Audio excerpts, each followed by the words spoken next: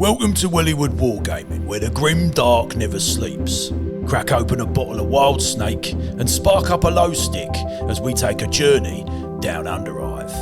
Hello Scummers and welcome back to Wellywood Wargaming. I thought it was about time for some negativity. I've done the best weapons in each category, so I thought it was about time I did the worst weapons in each category for Necromunda. Now there are lots and lots to choose from here and lots to talk about. There are some really suboptimal weapons and there's some very optimal weapons. We're going to be talking about, I think, the pick of the worst weapons in Necromunda. Now, it is all subjective to your sort of local meta and stuff, of course, and I will still use all these weapons in my games because I like to, A, handicap myself a little bit because I've played so much, but also just experience all of the things I can experience in the game. So I still highly recommend you to use these weapons just so you get a really good idea of how everything works in that game. Anyway, without further ado, let's get into my 10 worst weapons in Necromunda. Let's start with those Dutch bastards, the Van Saar. They have got a weapon called the Suppression laser. Now this is a laser shotgun. It sounds cool. It isn't cool. It's 40 credits. It's exactly the same stats as a regular shotgun, which is 30 credits on the trading post, by the way. What you get for that extra 10 credits, though, is plentiful. So you get plentiful on the solid and scatter versions, which are called broad and short burst here. Otherwise, though, the stats are exactly the same. So 10 credits, is it really worth it for plentiful on a 4-up ammo weapon? I don't think so. Is it worth 5 credits? Perhaps.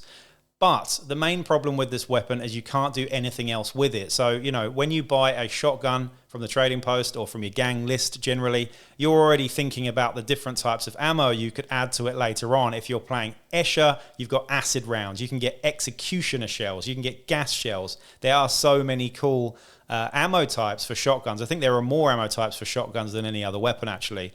So there's really a lot of endless possibility with a shotgun regularly. With this, though, no ammo types at all. Sure, you could give it like, you know, an infrasight or something like that, but it's just a very boring weapon, and unfortunately it's 40 credits as well. It's just not worth it, so I had to include that in my top 10. The next weapon I'm going to talk about are throwing knives. Now, throwing knives are a basic weapon, which I've always found kind of odd. I feel like they should probably be in pistols and be given the sidearm trait. They haven't been given that. If they had, they might be worth using. At the moment, though, 10 credits and common from the trading post. So a lot of people can have these. They are only 10 credits, which is fairly cheap generally. But if you consider an auto pistol is also 10 credits, a las pistol's 10 credits, you know, you can buy other things that are better than throwing knives, generally speaking. They are, however, 5 credits for House Escher, which makes them a lot more viable than they are at 10 credits, if you ask me. They work kind of weird. They're a bit like a grenade in that your short range is strength times 2. So most people that get access to these are going to have a strength of 3, which means that you can throw them at 6 inches at short range with no bonuses, by the way, at that short range either, which is kind of harsh. At long range, they are strength times 4, so that's typically 12 inches, which is, again, the same as a pistol here. However, they are -1 to hit at long range as well, which really does kind of spoil already a very mediocre weapon. Strength is nothing because they are toxin. We'll talk about that in a second. They do have -1 AP, which is definitely an upside, but only a slight one, really. No extra damage or anything. They are 5-up ammo, which is fairly bad. You know, 5+ is a 1 in 3 to reload most of the time, and they have 3 different weapon traits here. The first one is scarce. Now, if you combine scarce with a 5-up ammo on an unreliable to hit weapon, that's just pretty bad. They do have the silent trait, but that's so situational. It's never going to come up in most of the scenarios that you play. Out of the hundreds of scenarios you play, you're never really going to need silent, and they do have toxin. So toxin is very powerful. It's very good on multi-wound targets, particularly if you do wound it, but you know, unless you're using a chem synth with this thing, or you've got a chem synth for another weapon that's better, and these are just a side weapon, then sure. But you're not going to buy a chem synth for throwing knives unless you're absolutely mad. So don't do it. Throwing knives are fairly bad and not very accurate and very unlikely, very likely to run out of ammo as well. Just makes them, frankly, just not worth it. The next one is for the ladies of House Escher, and it's the wild bow. I have to bring up the wild bow because it's just a terrible weapon. There's so many people tell me, oh yeah, they've got some uses, but I don't think they have, honestly. I just think they're really bad compared to something else for the same credits, you know. 10 credits for a wild bow, when for Escher you can get a 5 credit las gun. Sure, they're cool and they're fun looking, but they're just not very good in the game, and they suffer from really similar sort of stats as the throwing knives as well, with that -1 to hit at long range. It really does hurt them. Anyway, the stats for a wild bow standard, the standard sort of wild bow, is 9 inches at short range and 18 inches at long range. So it's got an okay range on it. It's about the same as a shotgun. We've got no bonuses to hit short range though, which again is a bit of a shame. If they did, that might make them a bit better, but they're -1 to hit at long range. So anything over 9 inches and it's going to be harder to hit. And the only people that get wild bows are wild runners, and they have a very average ballistic skill. So they're hitting on 5s most of the time now, before you even factor in cover, which just makes them very unreliable. They're only strength 3, no AP at all, damage 1, 4+ ammo, and silent. Ooh. I rest my case. That's a fairly terrible weapon. However, you do get 3 different arrow types on top of that. You get poison arrows, explosive arrows, and acid arrows. Of the 3, the acid arrows are probably the best in my opinion, because they have blaze. They are scarce, but they have blaze, which is really nice. Don't have any AP though, which is a bit of a shame. But it's 20 credits for acid arrows. They're still -1 to hit at long range. A 30 credit weapon that's strength 3 with blaze, -1 to hit at long range. Just don't. Just don't do it. The explosive arrows are kind of interesting, I suppose. They're strength 2, but they do have the blast 3-inch sort of template as well. So it's like a frag grenade, but only strength 2. And again, these are 20 credits extra. So this is 30 credits now, and you're heading towards more than half the cost of a grenade launcher. You may as well just get the grenade launcher and spend the extra 30, 25 credits or whatever on that. The poison arrows are exactly the same, except they have toxin and scarce, and they are 25 credits, by the way. So if you want a bit of toxin, at a possible 18-inch range, hitting on 5s generally in the open, then sure. But that's 35 credits that you're spending on it. They're just flatly really bad, and I defy you to to try and tell me otherwise. They just aren't. They're really terrible, and I can't see myself using them most of the time. I think those wild runners are better with close combat weapons, generally speaking, like knives and pistols and stuff, because they've got the cats with them. La-di-da. I could go on, but yeah, the wild bow for me is a really weak weapon. The next one's a Goliath weapon, and to me it's always looked and sounded incredibly derpy, so I've avoided using it at all costs. It is the Stub cannon.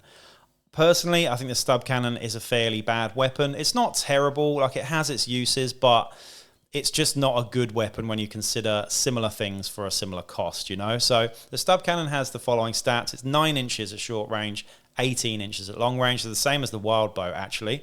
No bonuses at short or long, so nothing there at all. And it's strength 5. So strength 5 is nice. It's really high. It's good against other Goliaths, perhaps, who've got toughness 4 generally. You're wounding toughness 4 on 3s. That's really nice. But things get really exciting when you get past strength 6, because then you're wounding most stuff on 2s.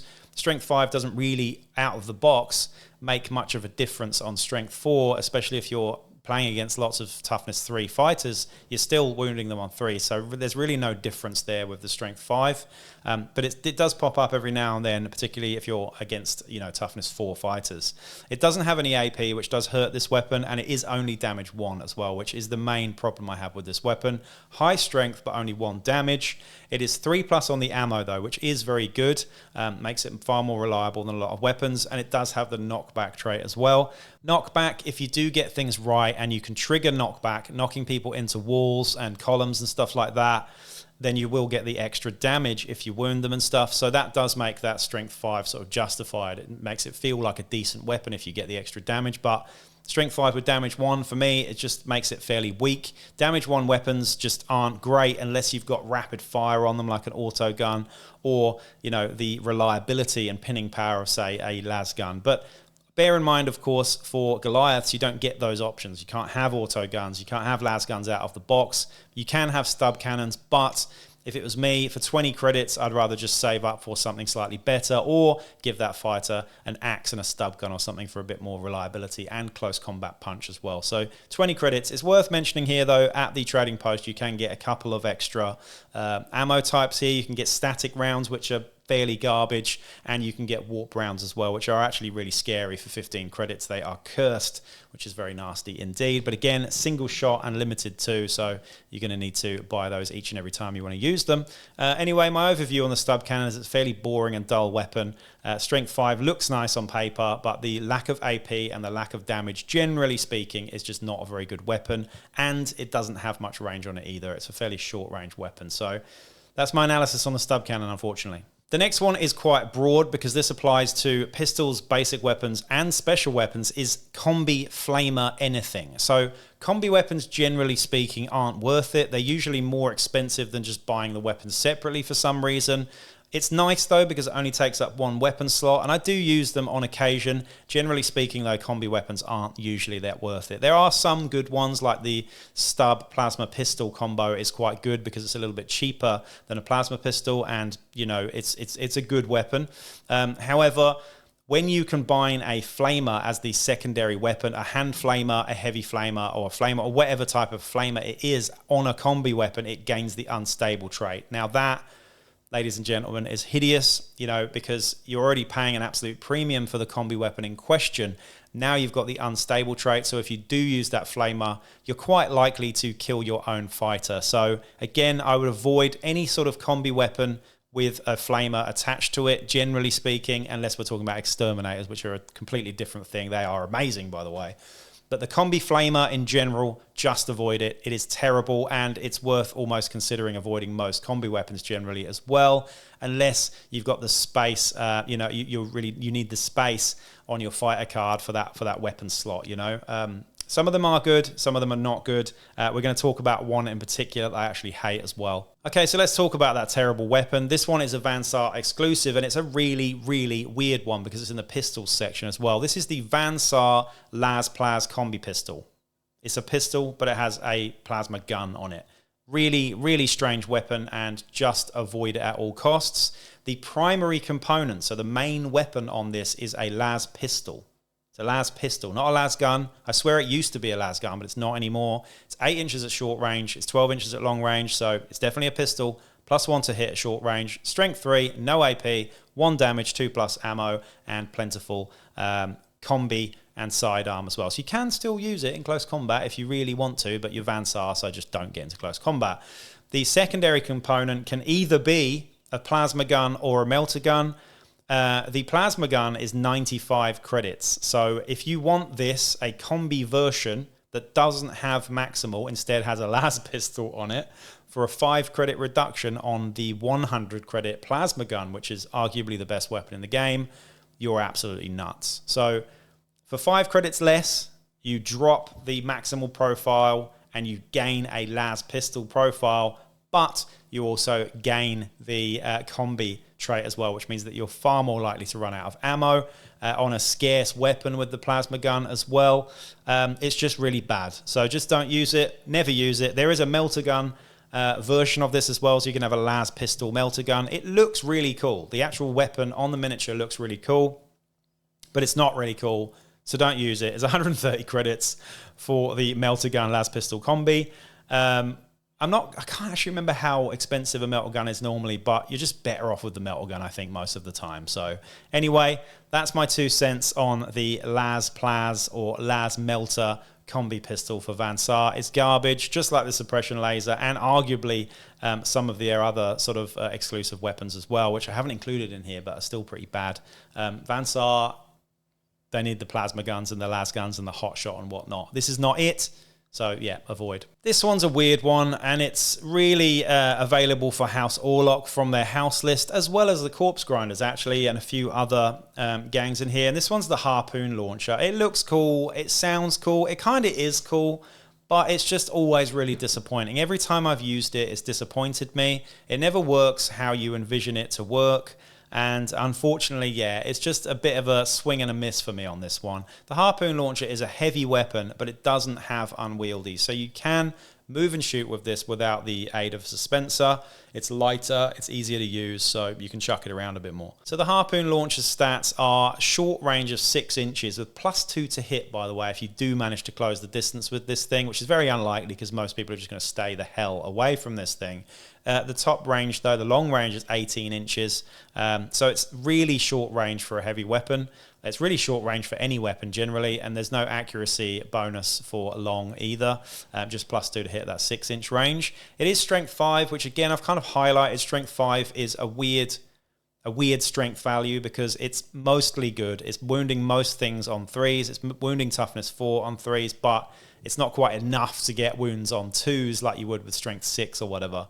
But it is -3 AP, which is huge. It's the same as a power pick, and -3 AP will get through absolutely anything. That is mainly the thing that shines on this. It's only damage 1 though, which again is a problem. And I talk back about the Stub cannon here. It's very similar in its stats to the Stub cannon. Strength 5, only 1 damage. It does have 2 fairly interesting sounding traits that never seem to work in the game. First one is drag, so you can if you hit them, you can drag the target towards you, which in theory, you shoot a guy up on a ledge and you pull them towards you.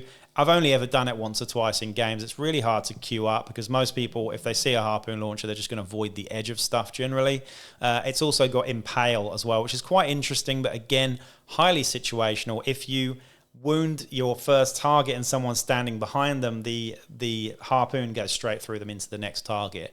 That would be really cool to line up, but just nobody's going to stand their fighters like that unless they're really dumb against the harpoon launcher. You're just not going to do it. You'd see the harpoon launcher and you'd go, oh, that's got drag and impale. I won't set up that way. Likewise with templates, you just don't bunch your fighters together and you avoid those problems. So very easy to deal with a harpoon launcher. It's 110 credits for this thing as well. And I just think, although it does sound cool and it's got some cool mechanics in there, it's just a bit disappointing and underwhelming. It's also, by the way, got scarce on its 5-up ammo as well, which really hurts the thing. So damage 1 is not good. Scarce is not good. 110 credits for this weapon is just not worth it at all. So I would generally avoid the harpoon launcher unless you just want to go full, fluffy, fun, narrative stuff and give this to a bunch of whalers in the sump or something.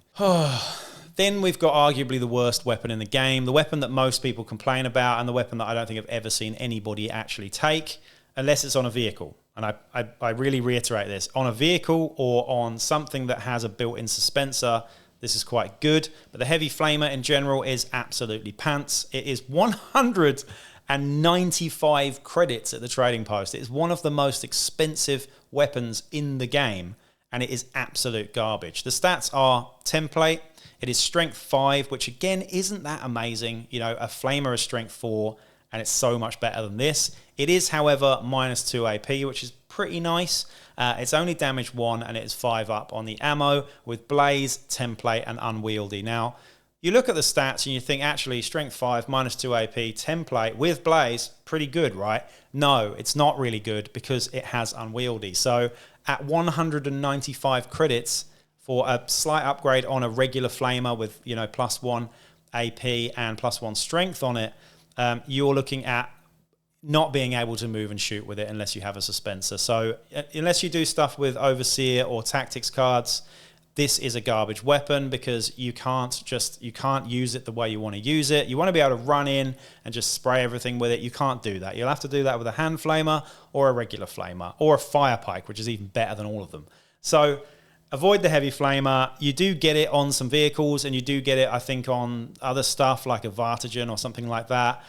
In those cases, they're pretty good. I think you get it on the Stig Shambler as well, perhaps, which can also be good on a moving platform that doesn't have to worry about unwieldy. But still, even then, even if you could move and shoot with it, it's 195 credits and it has no range on it. So yeah, I have a lot of problems with the heavy flamer, and I think most people will agree with me that it's probably the worst weapon in the whole of Necromunda. Sorry, heavy flamer. Now, there are a lot of bad close combat weapons in the game. There are a lot of close combat weapons in general. I think it's the biggest category, in fact. But the Maul really does take the cake. The Maul is a really weird weapon. It's only 10 credits. It's common at the trading post. Everybody can have one. But it's just pants. Just don't ever take it. Always take the 10 credit axe above this. The axe is so much better in every single way, really. A Maul doesn't have any bonuses in close combat or anything. No +1 to hit, nothing like that. It is the strength of user, so strength 3 most of the time. You know, it's better on a Goliath, say. It's +1 on the AP. Now, when a lot of new players look at this, they think that that's a misprint and that it should be -1 AP. No, it's plus 1 AP. For some reason, you get a save where you might not have had one in the first case. So if you've got no armor at all, and someone runs up and twats you with a Maul, suddenly you have a 6-up armor save. Now that, to me, is absolutely bonkers. I'm yet to really understand how it works. Why are you getting more of a save? Why is your armor better than you are naked? Like, really, like, if you really think about it, like, you're in your birthday suit and you get twatted in the head with a giant club. Are you gonna... I can't get my head around it. It really hurts me a little bit. Anyway, that's the problem with the Maul. It is damage 2, so 2 damage is great if you actually wound them and they don't make their save. Awesome. So it does have the damage 2, which is nice, but 10 credits and plus 1 save is just so weird. They're kind of funny. Like, I like just scattering them in scenarios and letting people pick them up off the ground and use them in sort of custom scenarios and stuff like that. The Maul is a bit of a meme weapon in Necromunda and always has been. So, yeah, generally avoid it. It's just really weird. But, on a bone picker or something, it can be clutch. And the 2 damage can every now and then come in. So it does have something about it that's quite scary with the 2 damage. But that plus 1 AP is just so weird. And I think it's the only weapon in the whole game that gives you a save where you didn't have one previously. So if you're hitting a Van Saar with an armored undersuit and mesh armor, suddenly they have a 3-up save. So I rest my case. That's the Maul. Lastly, we're going to quickly talk about the 2-handed weapons. So we've got the 2-handed axe and the 2-handed hammer. I like the hammer more than the axe, but they're both really, really bad. The reason being is they have unwieldy, so they take up 2 weapon slots, firstly, and you have to use 2 hands to use them. So you get less attacks generally in close combat than you would, say, if you had a sidearm or a second close combat weapon. So that's a problem that I have with these big weapons if they're not actually good. The 2-handed axe is just flatly terrible. It's 25 credits, which is the same cost as a chainsword, by the way. So think of a chainsword when I say all this. Instead of the plus 1 to hit you get on the chainsword, you get minus 1 to hit in close combat. So it's not only you have to use 2 hands to use it. So if you've got 1 attack and you're charging into close combat, you've got 2 attacks with this. If your average stats like a scummer, you're hitting on 5s. It's pretty terrible. If someone's got parry, that makes things even worse for you. It is, however, strength plus 2, which is nice, but again, only really takes your average guy up to strength 5, which again is nothing to really get excited about. And it is 2 damage, which is very good as well. But for 25 credits, that is a fairly terrible weapon, I would say, the 2-handed axe. The 2-handed hammer, I think, has more appeal to me, even though it's 35 credits, which is an absolute rip-off. It has 3 damage. So it has 3 damage and knockback. So you can actually trigger, damage 4, a whopping damage 4 with this weapon if you're lucky. I quite like the idea of giving this to bone pickers and juves and stuff, just to run around with a giant toffee hammer, just breaking people if you actually manage to hit them. But again, it is minus 1 to hit in close combat. It's plus 1 strength instead of plus 2 strength like the 2-handed axe, which is not a problem really. It still takes your average guy up to strength 4. And yeah, knockback, unwieldy, melee, 35 credits from the trading post. Those are 2 really terrible weapons that I do think have some novelty appeal, particularly the giant hammer. It looks hilarious on a Cordor bone picker. I've got a Cordor bone picker, a little scrawny guy with a giant hammer. It's just really funny. Anyway, those are the 10 that I picked for this video. There are several more that I could talk about, bolt pistols and a number of other weapons that are just really sort of underwhelming or just not very good, generally speaking. But I thought those were 10 that I should highlight and talk about here. I hope you enjoyed this video anyway, and please do comment down below, like, share, subscribe, and support the channel by checking out my Patreon as well. And I'll be back with another video real soon. Peace out.